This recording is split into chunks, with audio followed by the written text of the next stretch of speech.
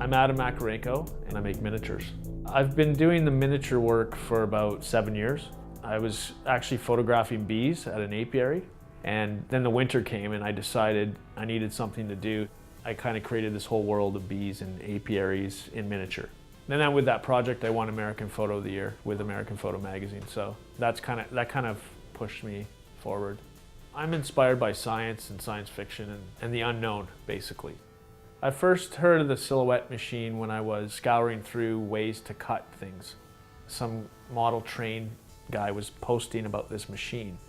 Got it through Amazon, opened up the box. It took me 20 minutes to start cutting things.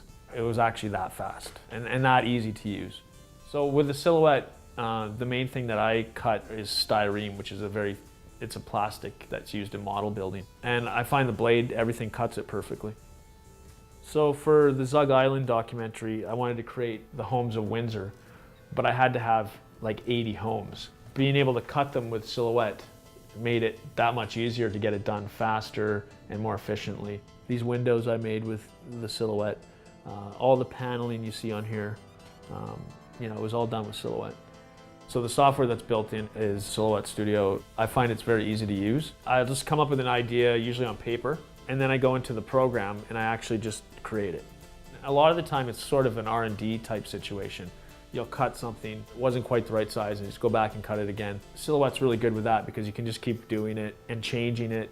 A while back I proposed a grant to do space probes, and I made a few by hand before and it was really difficult, but now having this machine kind of allows me to do it that much better and I can get more done. With this space probe, just cutting these trusses by hand would be incredibly difficult. In fact, you probably couldn't do it because they're just so thin. With the silhouette, you're able to get that perfection that you couldn't get by hand.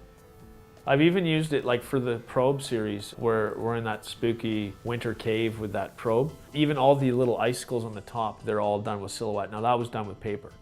I put them into a three-dimensional set. I kind of layered them in there. If you tried to cut that by hand, I couldn't do it that meticulously. I think the projects are going to go a lot further than they have before because I might have shied away from making intricate models before. This is like a whole new ball game for me that kind of takes the art to a whole new level. I've just used the silhouette to make a radio observatory.